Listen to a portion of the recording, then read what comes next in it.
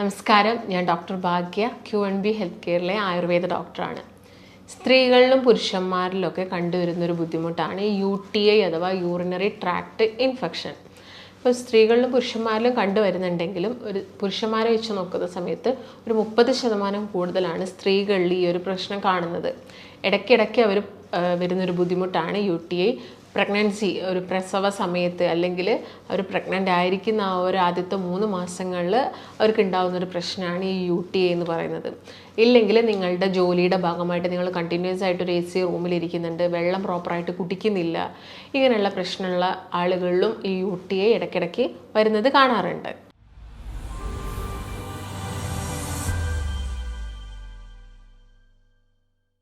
അപ്പം UTI എന്ന് പറയുന്നത് ഞാൻ നേരത്തെ പറഞ്ഞു യൂറിനറി ട്രാക്ട് ഇൻഫെക്ഷനാണ്. യൂറിനറി ട്രാക്റ്റിൽ വരുന്നൊരു ഇൻഫെക്ഷനാണ്. അപ്പം എന്താണ് യൂറിനറി ട്രാക്റ്റ്? നമുക്കറിയാം, നമ്മുടെ ശരീരത്തിൽ നമ്മുടെ രക്തം കിഡ്നിയിൽ വെച്ച് ഫിൽട്ടറായിട്ട് യൂറിൻ എന്ന് പറഞ്ഞൊരു വേസ്റ്റായിട്ടാണ് ഇത് പുറത്തോട്ട് പോകുന്നത്. അപ്പം കിഡ്നിയിൽ നിന്നും ഈ ഒരു യൂറിൻ പുറത്തോട്ട് വരുന്നത് യൂറിനറി ട്രാക്റ്റ് അല്ലെങ്കിൽ യുറേറ്റർ വഴിയാണ്. യുറേറ്റർ എന്ന് പറയുന്നത് മൂത്രവാഹിനി കുഴലുകളാണ്. ഈ കുഴൽ വഴി മൂത്രം വന്നിട്ട് യൂറിനറി ബ്ലാഡർ അഥവാ മൂത്രസഞ്ചിയിൽ എന്ത് ചെയ്യുന്നു, സ്റ്റോർ ചെയ്യുന്നു. പിന്നീട് അതൊരു യുറേത്രം, ആ ഒരു ഓപ്പണിംഗ് വഴിയാണ് പുറത്തോട്ട് വരുന്നത്. ഈ ഒരു ട്രാക്റ്റിൻ്റെ ഏതെങ്കിലും ഒരു ഭാഗത്ത് വരുന്ന ഇൻഫെക്ഷനെ നമുക്ക് UTI എന്ന് പറയാം. ഇത് 2 രീതിയിൽ നമുക്ക് പറയാൻ സാധിക്കും. അപ്പർ UTI ആയിട്ടും പറയാം, നമുക്ക് ലോവർ ആയിട്ടും പറയാം. അപ്പർ എന്ന് പറയുന്ന സമയത്ത് കൂടുതലായിട്ടും കിഡ്നിയും ഞാൻ നേരത്തെ പറഞ്ഞ യുറേറ്റർ അഥവാ മൂത്രവാഹിനിയായിരിക്കും കൂടുതലായിട്ടും എഫക്റ്റ് ചെയ്യുന്നത്. ലോവർ എന്ന് പറയുന്ന സമയത്ത് മൂത്രസഞ്ചിയും അതുപോലെ തന്നെ ആ ഒരു പാസേജും ആ ഒരു ഭാഗത്തോട്ട് വരുന്ന പാസേജിനെയാണ് നമ്മൾ ലോവർ UTI എന്ന് പറയുന്നത്. അപ്പർ UTI വളരെ കോമൺ ആയിട്ട് അല്ലെങ്കിൽ വളരെ ലെസ്സായിട്ട് കാണുന്നൊരു കണ്ടീഷനാണ്. എന്നാൽ ലോവർ UTI ആണ് എപ്പോഴും എല്ലാവരിലും കണ്ടുവരുന്ന യൂറിനറി ട്രാക്ട് ഇൻഫെക്ഷൻ. ഞാൻ നേരത്തെ പറഞ്ഞു, സ്ത്രീകളിലാണ് ഇതൊരു 30% കൂടുതലായിട്ട് കാണുന്നതെന്ന്. അതിനുള്ളൊരു മെയിൻ റീസൺ എന്ന് പറയുന്നത് സ്ത്രീകളിലുള്ള ഈ ഒരു യൂറിൻ പാസേജ് എന്ന് പറയുന്നത് വളരെ ഷോർട്ടാണ്. അതുപോലെ തന്നെ അവരുടെ യോനി ഭാഗവും മലദ്വാരവും ഏകദേശം അടുത്തായിട്ടാണ് സ്ഥിതി ചെയ്യുന്നത്. അതുകൊണ്ട് തന്നെ പെട്ടെന്നൊരു ബാക്ടീരിയൽ ഇൻഫെക്ഷൻ കൂടുതലായിട്ടും വരാനുള്ള ചാൻസസ് ഉണ്ട്. ഇങ്ങനെ വരുന്ന സമയത്ത് ഒരുപാട് ബുദ്ധിമുട്ടാണ് ആളുകൾ നോർമലി പറയാറ്. ഈ ഒരു വേദനയെ നമ്മൾ ഡിസ്യൂറിയ എന്നൊക്കെ പറയും. അതായത് ഡിഫിക്കൽട്ടി ഇൻ യൂറിനാണ്, യൂറിൻ പാസ് ചെയ്യാനുള്ള ഒരു ബുദ്ധിമുട്ടാണ്. ശക്തമായിട്ടുള്ള പെയിൻ ആയിരിക്കാം. ചില ആളുകളിൽ മൂത്രം ഒഴിക്കുന്ന ആ ഒരു യോനി ഭാഗത്തുനിന്നോ അല്ലെങ്കിലുള്ള ആ ഒരു പെനിസ് റീജിയൻ എന്നൊക്കെ ആയിരിക്കും അവരിൽ പെയിൻ ഉണ്ടാവുന്നത്. അല്ലെങ്കിൽ ചില ആളുകൾക്ക് ശക്തമായിട്ടുള്ള നടുവേദനയായിരിക്കാം, അടിവയറ്റുന്നുണ്ടായിരിക്കാം വേദന. ഇങ്ങനെയാണ് ആ ഒരു പെയിൻ്റെ നാച്ചർ ഉണ്ടാകുന്നത്. അതുപോലെ തന്നെ മറ്റൊരു സിംറ്റംസ് എന്ന് പറയുന്നത് അവർക്കൊരു വിറയലോട് കൂടിയിട്ടുള്ളൊരു ഫീവർ ആയിരിക്കാം. നമുക്കറിയാം, എന്തെങ്കിലും ഒരു ഇൻഫ്ലമേഷൻ അല്ലെങ്കിൽ ഒരു ഇൻഫെക്ഷൻ ബോഡിയിൽ ഉണ്ടാകുന്ന സമയത്ത് അവിടെ എന്താണെങ്കിലും ഒരു ഫീവർ ഉണ്ടാവാനുള്ള ചാൻസസ് ഉണ്ട്. നല്ല രീതിയിൽ എന്തായിരിക്കും, പനി ഉണ്ടായിരിക്കും. അതുപോലെ തന്നെ ഛർദി വരിക, ഓക്കാനം വരിക, ഇങ്ങനെയുള്ള പ്രശ്നങ്ങൾ ഉണ്ടായിരിക്കും. അതുപോലെ തന്നെ അവർക്ക് വരുന്ന ഈ ഒരു UTI ഉണ്ടാകുന്ന സമയത്ത് അവർക്ക് ഇടയ്ക്കിടയ്ക്ക് മൂത്രം ഒഴിക്കാനുള്ളൊരു പ്രശ്നം. അതായത് രാത്രി സമയങ്ങളിലും അല്ലെങ്കിൽ അവർ വെള്ളം കുടിക്കുന്നത് കുറവാണെങ്കിലും അവർക്ക് ഇങ്ങനെ ഇടയ്ക്കിടയ്ക്ക് മൂത്രം ഒഴിക്കാൻ പോലുള്ള ടെൻഡൻസി. മൂത്രം ഒഴിച്ചു കഴിഞ്ഞാലും കംപ്ലീറ്റ് ആയിട്ടുള്ളൊരു സാറ്റിസ്ഫാക്ഷൻ, തൃപ്തി കിട്ടുന്നില്ല, വീണ്ടും ഒഴിക്കണം, അങ്ങനെയുള്ള പ്രശ്നങ്ങളൊക്കെ ഉണ്ടാവാറുണ്ട്. അതുപോലെ തന്നെ വരുന്നൊരു മറ്റൊരു പ്രശ്നമാണ് യൂറിൽ ഉണ്ടാകുന്ന കളർ ചേഞ്ച്. അതായത് നല്ല ഡാർക്ക് യെല്ലോ കളേർഡ് ആയിരിക്കും, അല്ലെങ്കിൽ ബ്രൗൺ കളറിലോട്ട് മാറാം, അല്ലെങ്കിൽ ഹെമച്യൂറിയ എന്ന് പറഞ്ഞിട്ട് ബ്ലഡ് മിക്സ്ഡ് ആയിട്ട് എന്ത് വരാം, ആ ഒരു യൂറിൻ പോകുന്നതൊക്കെ ആയിട്ടുള്ള സിംറ്റംസാണ് ഒട്ടുമിക്ക ആളുകളിലും കാണിക്കുന്നത്. ഇങ്ങനെ ഒരു യൂറിനിൽ നിങ്ങൾക്ക് എന്തെങ്കിലും ചേഞ്ച് വരിക, പെയിൻ വരുന്ന സമയത്തൊക്കെ ചിലപ്പം അതിനുള്ള റീസൺസ് എന്ന് പറയുന്നത് നമ്മൾ തന്നെ ഉണ്ടാക്കുന്നതായിരിക്കാം. ഒന്നെങ്കിൽ വെള്ളം കുടിക്കാതിരിക്കുന്നത്, ഞാൻ നേരത്തെ പറഞ്ഞ പോലെ തന്നെ നിങ്ങൾ നല്ല തണുപ്പുള്ള സ്ഥലത്താണ് ജോലി ചെയ്യുന്നത് അല്ലെങ്കിൽ ഒരു AC റൂമിലിരുന്നാണ് വർക്ക് ചെയ്യുന്നതെങ്കിൽ ചിലപ്പോൾ നിങ്ങൾക്ക് വേർക്കാനുള്ള ചാൻസസ് ഒക്കെ കുറവാണ്. അപ്പോൾ നമ്മൾ വെള്ളം കുടിക്കുന്നതും കുറയും, എന്താവും, അവിടെ ഒരു UTI വരാനുള്ള ചാൻസസ് ഉണ്ട്. ഇല്ലെങ്കിൽ നിങ്ങൾക്ക് മുൻപൊരു കിഡ്നി സ്റ്റോൺ ഉണ്ടായിരുന്നു, ഒരു സ്റ്റോണിൻ്റെ ഹിസ്റ്ററി ഉണ്ടെങ്കിലും ഈ ഒരു UTI വരാനുള്ള ചാൻസസ്, സ്റ്റോൺ വന്ന് നിൽക്കുന്ന സമയത്ത് ഒരു യൂറിനറി ട്രാക്ട് അല്ലെങ്കിൽ ആ ഒരു യുറേറ്റർ എന്ന് പറഞ്ഞ മൂത്രവാഹിനി കുഴലിൻ്റെ എവിടെയെങ്കിലും ഒരു ഭാഗത്ത് സ്റ്റോൺ വന്ന് നിൽക്കുന്നുണ്ടെങ്കിൽ അവിടെ മൂത്രം എന്തായി, അവിടെ കെട്ടിക്കിടക്കാൻ തുടങ്ങും. അല്ലെങ്കിൽ ബ്ലാഡറിൻ്റെ അല്ലെങ്കിൽ യുറേത്ര ഈ ഒരു ഏതെങ്കിലും ഒരു ഭാഗത്ത് സ്റ്റോൺ വന്ന് കിടക്കുന്ന സമയത്ത് അവിടെ മൂത്രം സ്റ്റക്കാവും. അവിടെ ബാക്ടീരിയൽ ഇൻഫെക്ഷൻ, ഇക്കോളൈ, ക്ലെബ്സെല്ല, എൻട്രോകോക്കസ്, ഈ പറഞ്ഞ ബാക്ടീരിയാസ്, ഏതെങ്കിലും ബാക്ടീരിയാസിൻ്റെ ഒക്കെ ഇൻഫെക്ഷൻ വരുന്ന സമയത്ത് UTI ആയിട്ട് മാറാം. ഇപ്പോൾ ജെൻസിൻ്റെ കേസ് നോക്കുകയാണെങ്കിൽ അവരുടെ പ്രോസ്റ്റേറ്റ് ഗ്രന്ഥി ഇതെന്ന് പറയുന്നത് യൂറിനറി ബ്ലാഡറിൻ്റെ താഴത്തായിട്ടാണ് കിടക്കുന്നത്. അപ്പം ഈ ഒരു പ്രോസ്റ്റേറ്റിന് വീക്കം സംഭവിക്കുന്ന സമയത്ത് ബ്ലാഡറിൽ നിന്നും അല്ലെങ്കിൽ കിഡ്നിയിൽ നിന്ന് വരുന്ന യുറേറ്റർ എന്താവും, വളരെ പ്രസ്സായി പോകുന്ന സമയത്തും അവിടെ മൂത്രം ബ്ലോക്ക് ആവാനുള്ള ചാൻസസ് ഉണ്ട്. ഇതിൻ്റെ ഭാഗമായിട്ട് എന്ത് വരാനാണ്, ഈ UTI എന്ന് പറഞ്ഞൊരു കണ്ടീഷൻ വരാനുള്ള ചാൻസസ് ഉണ്ട്. അതുപോലെ തന്നെ നിങ്ങൾ അമിതമായിട്ട് ആൽക്കഹോൾ യൂസ് ചെയ്യുക, അല്ലെങ്കിൽ നിങ്ങൾ അമിതമായിട്ട് പുകവലിശീലമൊക്കെ ഉണ്ടെങ്കിലും നമുക്ക് ശരീരത്തിൽ ഡീഹൈഡ്രേഷൻ വരാനുള്ള ചാൻസസ് കൂടുതലാണ് അതിൻ്റെ ഭാഗമായിട്ട്. അല്ലെങ്കിൽ ഞാൻ നേരത്തെ പറഞ്ഞ പോലെ തന്നെ പ്രോപ്പറായിട്ടുള്ളൊരു ഡയറ്റോ ഭക്ഷണമോ ഒന്നുമല്ല, നിങ്ങൾ വെള്ളം കുടിക്കുന്നില്ല, ഇതിൻ്റെ ഭാഗമായിട്ടൊക്കെ ഈ ഒരു UTI എന്ന് പറഞ്ഞ പ്രശ്നം വരാനുള്ള ചാൻസസ് ഉണ്ട്. പിന്നെ സ്ത്രീകളെ നോക്കുകയാണെങ്കിൽ അവർക്ക് കൂടുതലായിട്ടും ആ ഒരു മെനോപോസ് കഴിഞ്ഞതിന് ശേഷം ഇടയ്ക്കിടയ്ക്ക് UTI വരുന്നത് ശ്രദ്ധിച്ചിട്ടുണ്ടാവും.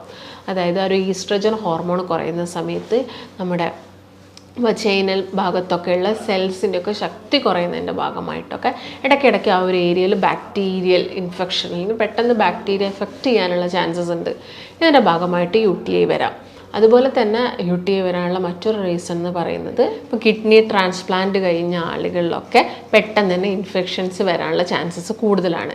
അതുപോലെ ഇപ്പോൾ കുട്ടികളുടെ കേസ് നോക്കുകയാണെങ്കിൽ ഒരു 2 വയസ്സിന് താഴത്തുള്ള കുഞ്ഞുങ്ങളിൽ പെട്ടെന്ന് യൂറിനറി ഇൻഫെക്ഷൻസ് ഒക്കെ വരുന്നത് നമ്മൾ കേൾക്കാറുണ്ട്. അപ്പോൾ ആൺകുട്ടികളാവുന്ന സമയത്ത് ഒരു 6 വയസ്സിന് താഴത്തുള്ള ആൺകുട്ടികളിലും വളരെ കോമൺ ആയിട്ട് ഈ ഒരു യൂറിനറി ഇൻഫെക്ഷൻസ് വരാറുണ്ട്.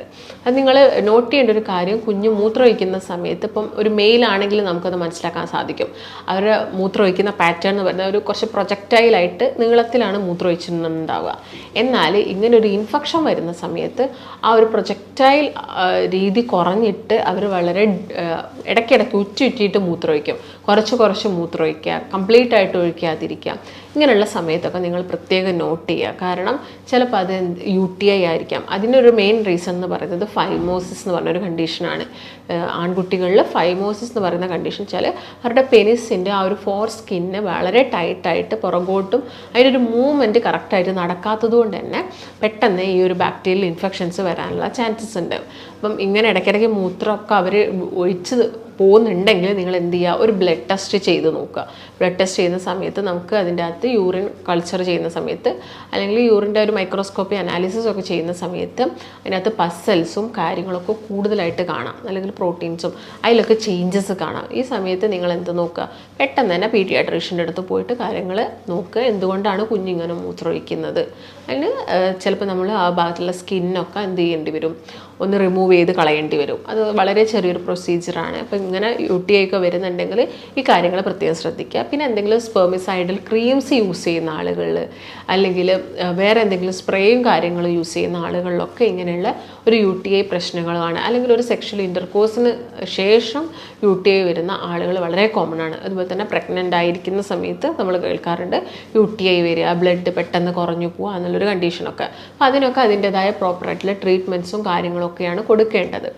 ഇപ്പം പ്രോസ്റ്റേറ്റിൻ്റെ ബുദ്ധിമുട്ടുള്ള ഒരുപാട് ആളുകളുണ്ട്. പ്രോസ്റ്റേറ്റ് വീക്കം വരുന്ന സമയത്ത് UTI വരിക, കംപ്ലീറ്റ് ആയിട്ട് മൂത്രം ഒഴിക്കുന്നില്ല, മൂത്രം ഇറ്റിറ്റ് ഒഴിക്കുക, വീണ്ടും ഒഴിക്കാൻ തോന്നുക, ഇങ്ങനത്തെ പ്രശ്നങ്ങളൊക്കെ നമ്മൾ കേൾക്കാറുണ്ട്. അപ്പോൾ ആദ്യം നമ്മൾ എന്ത് ചെയ്യണം, പ്രോസ്റ്റേറ്റിന് ട്രീറ്റ്മെൻറ്റ് കൊടുക്കുകയാണെങ്കിൽ നമുക്ക് ആ ഒരു UTI മാറിക്കിട്ടും. പ്രോസ്റ്റേറ്റിന് വീക്കം വരുന്ന ആളുകൾ അവരുടെ ഭക്ഷണത്തിലൊക്കെ ഒരുപാട് കാര്യങ്ങൾ ശ്രദ്ധിക്കുക. ഇപ്പം ഒരു 40 വയസ്സ് കഴിഞ്ഞ പുരുഷന്മാരിലൊക്കെ ഈ ഒരു പ്രശ്നം കാണുന്നുണ്ട്. ഒരു മാക്സിമം സിങ്ക്, സെലീനി അടങ്ങിയിട്ടുള്ള എള്ള് അതൊക്കെ ഭക്ഷണത്തിൽ കഴിക്കുക. മുരിങ്ങക്കായ, മുരിങ്ങയുടെ ഇല നന്നായിട്ട് ഭക്ഷണത്തിൽ ഇൻക്ലൂഡ് ചെയ്യുക. തക്കാളിയൊക്കെ വേവിച്ചിട്ട് നിങ്ങളുടെ ഭക്ഷണത്തിൽ ഇൻക്ലൂഡ് ചെയ്യുക. വിറ്റാമിൻ C റിച്ച് ആയിട്ടുള്ള ഫ്രൂട്ട്സുകൾ നന്നായിട്ട് കഴിക്കാൻ വേണ്ടിയിട്ട് നോക്കുക. അതുപോലെ തന്നെ പെൺകുട്ടികൾ അല്ലെങ്കിൽ സ്ത്രീകൾ ശ്രദ്ധിക്കേണ്ട ഒരു കാര്യം, ഞാൻ നേരത്തെ പറഞ്ഞ പോലെ തന്നെ യോനിയും അതുപോലെ തന്നെ മലദ്വാരവും അടുത്തായതുകൊണ്ട് തന്നെ കുഞ്ഞുങ്ങളെയൊക്കെ വാഷ് ചെയ്യുന്ന സമയത്ത് അവർ വാഷ് ചെയ്യുന്ന സമയത്ത് എപ്പോഴും അവരുടെ ബാക്ക് ഭാഗത്ത് നിന്ന് ഫ്രണ്ടിലോട്ട് വാഷ് ചെയ്യാതിരിക്കുക. കാരണം പെട്ടെന്ന് ഒരു ബാക്ടീരിയാസ് വരും. എപ്പോഴും ഫ്രണ്ടിൽ നിന്ന് ബാക്കോട്ട് വാഷ് ചെയ്യുന്ന രീതിയിൽ നന്നായിട്ട് ക്ലീൻ ചെയ്യുക. ചൂടുവെള്ളമൊക്കെ യൂസ് ചെയ്യുക. അതുപോലെ തന്നെ ആ ഒരു ഏരിയയിൽ സോപ്പ് അധികം യൂസ് ചെയ്യരുത്. സോപ്പും കാര്യങ്ങളൊന്നും മാക്സിമം യൂസ് ചെയ്യാണ്ടിരിക്കുക. പിന്നെ ഇങ്ങനെ UTI വരുന്നത് തടയാൻ വേണ്ടിയിട്ട് നമുക്ക് ചെയ്യാൻ പറ്റുന്ന ഒന്ന് ഹൈജീനാണ്. ആ ഒരു ഏരിയയിലുള്ള ഹൈജീൻ കീപ്പ് ചെയ്യുക. ഡ്രൈ ആയിട്ടുള്ള അണ്ടർവെയർസും കാര്യങ്ങളും അല്ലെങ്കിൽ കോട്ടൺ അണ്ടർവെയർസും കാര്യങ്ങളൊക്കെ യൂസ് ചെയ്യുക. പിന്നെ എപ്പോഴും ഞാൻ നേരത്തെ പറഞ്ഞ പോലെ സോപ്പ്, ഡിറ്റർജൻറ്റ്സ് അങ്ങനെയുള്ള കാര്യങ്ങളൊന്നും, ബ്ലീച്ചിങ് ഏജൻറ്റ്സ് ഒന്നും ഉപയോഗിച്ചിട്ട് ആ ഒരു ഏരിയ ക്ലീൻ ചെയ്യാതെ മാക്സിമം ഇരിക്കുക. നന്നായിട്ട് ചൂടുവെള്ളം ഉപയോഗിച്ചിട്ട് തന്നെ കഴുകുക. ചെറിയ ഇച്ചിങ്ങോ കാര്യങ്ങളൊക്കെ വരുന്നുണ്ടെങ്കിൽ നിങ്ങൾക്ക് വളരെ കുറച്ച് ഉപ്പ് യൂസ് ചെയ്യുക, അതും ഓവറാവാൻ പാടില്ല. ആ കാര്യങ്ങളൊക്കെ നിങ്ങൾ ശ്രദ്ധിക്കുക. പിന്നെ വെള്ളം കുടിക്കുക. നമ്മളെ ബോഡീൻ്റെ ഡീഹൈഡ്രേഷൻ അതായത് വരാതിരിക്കാൻ വേണ്ടിയിട്ട് അല്ലെങ്കിൽ ഹൈഡ്രേഷൻ കീപ്പ് ചെയ്ത് പോകാൻ വേണ്ടിയിട്ട് നന്നായിട്ട് വെള്ളം കുടിക്കുക. നമ്മുടെ ബോഡി വെയ്റ്റിനനുസരിച്ചിട്ടുള്ള തോതിൽ എല്ലാ ദിവസവും ഒരു 10 മുതൽ 12 ഗ്ലാസ് വെള്ളം നിങ്ങൾ കുടിക്കാൻ വേണ്ടിയിട്ട് നോക്കുക. അതുപോലെ തന്നെ റിച്ചായിട്ടുള്ള അതായത് വൈറ്റമിൻ സി റിച്ചായിട്ടുള്ള ഫ്രൂട്ട്സുകളാണ് കൂടുതലായിട്ട് ഈ ഒരു കണ്ടീഷനിൽ കഴിക്കേണ്ടത്. നെല്ലിക്ക, പേരയ്ക്ക, പപ്പായ കഴിക്കുക, ഓറഞ്ച്, മാതളം, ഇങ്ങനെയുള്ള കിവി, അതുപോലെ തന്നെ പൊമോഗ്രാനേറ്റും ഇങ്ങനെയുള്ള ഫ്രൂട്ട്സുകളൊക്കെ കഴിക്കുക. അതുപോലെ തന്നെ എൻ്റെ കൂടുതൽ അല്ലെങ്കിൽ ബെറി ഫ്രൂട്ട്സ് നല്ലതാണ്, പെട്ടെന്ന് ഇൻഫെക്ഷൻ കുറയ്ക്കാൻ സഹായിക്കുന്ന സ്ട്രോബെറി, ബ്ലൂബെറി പോലുള്ള ഫ്രൂട്ട്സ് കഴിക്കുക. ആൽക്കഹോളിൻ്റെ പുകവലി അങ്ങനെയുള്ള ശീലമൊക്കെ ഉണ്ടെങ്കിൽ അത് കംപ്ലീറ്റ് ആയിട്ട് ഒഴിവാക്കുക. പിന്നെ വെള്ളം നോർമലി കുടിക്കാൻ ബുദ്ധിമുട്ടുള്ള ആളുകളാണെങ്കിൽ അതിൻ്റെ അകത്ത് കൂവ പൊടി കിട്ടുന്നുണ്ടെങ്കിൽ അത് ആഡ് ചെയ്യുക. ഇല്ലെങ്കിൽ നമ്മൾ ഷോപ്പിലൊക്കെ പോയാൽ നമുക്ക് ബാർലിയുടെ പൗഡർ കിട്ടും, അതിട്ടിട്ട് കഴിക്കുക. ഇല്ലെങ്കിൽ ഞെരിഞ്ഞിലൊക്കെ ആഡ് ചെയ്തിട്ട് വെള്ളം കുടിക്കുക. അല്ലെങ്കിൽ നന്നായിട്ട് തിളപ്പിച്ച വെള്ളം നന്നായിട്ട് കുടിക്കാൻ വേണ്ടിയിട്ട് നോക്കുക.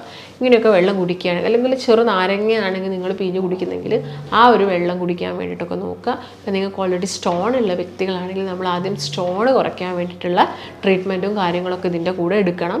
അതുപോലെ തന്നെ ഭക്ഷണമൊക്കെ കഴിക്കുന്ന സമയത്ത് കൂടുതൽ മസാല ഐറ്റംസ് കൂടുതലായിട്ടുള്ള നോൺ വെജ് ഒക്കെ ആകുന്ന സമയത്ത് UTI ഒക്കെ കുറയാൻ വേണ്ടിയിട്ട് അല്ലെങ്കിൽ ആ ഒരു ഇൻഫെക്ഷൻ കുറയാൻ വേണ്ടിയിട്ടൊക്കെ ഒരുപാട് സമയമെടുക്കും. അപ്പം ആ കാര്യങ്ങളൊക്കെ നിങ്ങൾ പ്രത്യേകം ശ്രദ്ധിക്കുക. പിന്നെ ഇതിന് വേണ്ടിയിട്ട് നമുക്ക് ചെയ്യാൻ പറ്റുന്ന കുറച്ച് ലാബ് ടെസ്റ്റ് എന്ന് പറയുന്നത് ഒന്ന് യൂറിൻ ടെസ്റ്റാണ്. യൂറിൻ്റെ അനാലിസിസ് ചെയ്യുക. അപ്പോൾ അതിൽ നിന്ന് നമുക്ക് പസൽസ് എത്രയുണ്ട് അല്ലെങ്കിൽ ആൽബുമിൻ, പ്രോട്ടീൻസ് ഇതൊക്കെ എത്രത്തോളം ഉണ്ടെന്ന് നമുക്ക് മനസ്സിലാക്കാൻ സാധിക്കും. അതുപോലെ തന്നെ നമുക്ക് യൂറിൻ കൾച്ചർ ചെയ്യാം. ബാക്ടീരിയാസിനെ മനസ്സിലാക്കാൻ വേണ്ടിയിട്ട് യൂറിൻ കൾച്ചർ നമുക്ക് ചെയ്യാവുന്നതാണ്. എത്രത്തോളം ഇൻഫെക്ഷൻ എത്തിയെന്ന് നോക്കാൻ വേണ്ടിയിട്ട് നമുക്ക് ESR നോക്കാം. ബ്ലഡിൽ എത്രത്തോളം ഇൻഫെക്ഷൻ വന്നിട്ടുണ്ടെന്ന് മനസ്സിലാക്കി മെഡിസിൻസ് കഴിക്കാൻ വേണ്ടിയിട്ടാണ് ESR ചെക്ക് ചെയ്യുന്നത്. അതുപോലെ തന്നെ ഇപ്പോൾ പ്രോസ്റ്റേറ്റ് മെയിൽസിൻ്റെ കേസ് നോക്കുകയാണെങ്കിൽ പ്രോസ്റ്റേറ്റിൻ്റെ കംപ്ലയിൻറ്റ് നോക്കാൻ വേണ്ടിയിട്ട് നമുക്കൊരു USG സ്കാൻ ചെയ്യാം. അല്ലെങ്കിൽ പ്രോസ്റ്റേറ്റിൻ്റെ ആ ഒരു സ്പെസിഫിക് ആൻറ്റിജൻ ടെസ്റ്റ് ഉണ്ട്, PSA ടെസ്റ്റ് നമുക്ക് ഫോളോ ചെയ്യാവുന്നതാണ്. ഇല്ലെങ്കിൽ ഇപ്പം ബ്ലാഡറിന് എന്തെങ്കിലും തകരാറ് കൊണ്ടാണോ അല്ലെങ്കിൽ അതൊക്കെ മനസ്സിലാക്കാൻ വേണ്ടിയിട്ട് നമുക്ക് സിസ്റ്റോസ്കോപ്പി എന്ന് പറഞ്ഞ സ്കാനും കാര്യങ്ങളൊക്കെ ചെയ്യാവുന്നതാണ്. ഇതൊക്കെയാണ് മെയിനായിട്ടുള്ള ടെസ്റ്റ് എന്ന് പറയുന്നത്. അപ്പോൾ ഈ ഒരു മെത്തേഡ് ഉപയോഗിച്ചിട്ട് നമുക്ക് ബുദ്ധിമുട്ടുള്ളത് മനസ്സിലാക്കിയിട്ട് അതിനനുയോജ്യമായ ട്രീറ്റ്മെൻറ്റ്സും കാര്യങ്ങളും എടുക്കുക. പെട്ടെന്ന് തന്നെ യൂറിനറി ട്രാക്ട് ഇൻഫെക്ഷനൊക്കെ ക്ലിയർ ചെയ്യണം. അതുപോലെ കുഞ്ഞുങ്ങളാണെങ്കിലും പെട്ടെന്ന് ആ ഒരു ഇൻഫെക്ഷൻ കിഡ്നിയിലോട്ട് എത്താനും കിഡ്നി ഫെയിലിയർ ആവാനൊക്കെ ഉള്ള ചാൻസസ് ഉണ്ട്. അപ്പോൾ അതിൻ്റെ ഒരു ഇനീഷ്യൽ സ്റ്റേജിൽ തന്നെ നിങ്ങൾ പ്രോപ്പറായിട്ടുള്ള ട്രീറ്റ്മെൻറ്റ് എടുക്കുക. ഭക്ഷണത്തിൽ ഒരുപാട് കാര്യങ്ങൾ ശ്രദ്ധിക്കുക.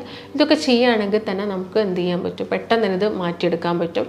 പഞ്ചസാരയുടെ അമിതമായിട്ടുള്ള ഉപയോഗം ഒന്ന് കുറച്ചിട്ട് ഞാൻ പറഞ്ഞ പോലെ തന്നെ നോൺ വെജ് ഒന്നും ഐറ്റംസ് കുറച്ചിട്ട് കൂടുതൽ വെജീസും അതുപോലെ തന്നെ വാട്ടറി കണ്ടൻറ്റുള്ള ഫ്രൂട്ട്സ്, വാട്ടർമെലൺ പോലുള്ള ഫ്രൂട്ട്സും ഒക്കെ കഴിക്കുകയാണെങ്കിൽ നമുക്ക് ഈ UTIൻ്റെ റിക്കറൻ്റ് ആയിട്ട് ചില ആളുകൾ വരാറുണ്ട്. അതൊക്കെ നമുക്ക് കുറച്ചുകൊണ്ട് വരാൻ വേണ്ടിയിട്ട് സാധിക്കും. അപ്പോൾ നിങ്ങൾക്കിപ്പോൾ ഇതിനെക്കുറിച്ച് സംശയം വരിക അല്ലെങ്കിൽ എന്തെങ്കിലും മെഡിസിൻസോ കാര്യങ്ങളൊക്കെ ഇടയ്ക്കിടയ്ക്ക് വരുന്ന ആളുകളൊക്കെ ആണെങ്കിൽ നമ്മൾ ആയുർവേദത്തിലൊക്കെ ആണെങ്കിൽ ഒരുപാട് മെഡിസിൻസും കാര്യങ്ങളൊക്കെ അവൈലബിൾ ആണ്. നിങ്ങൾക്ക് ഇതിനെക്കുറിച്ചുള്ള കാര്യങ്ങളൊക്കെ മനസ്സിലാക്കാൻ വേണ്ടിയിട്ട് താഴെ കാണുന്ന നമ്പറിൽ ബന്ധപ്പെടുക. നമുക്ക് മറ്റൊരു നല്ല ഹെൽത്ത് ടോപ്പിക്കുമായിട്ട് വീണ്ടും കാണാം. നന്ദി.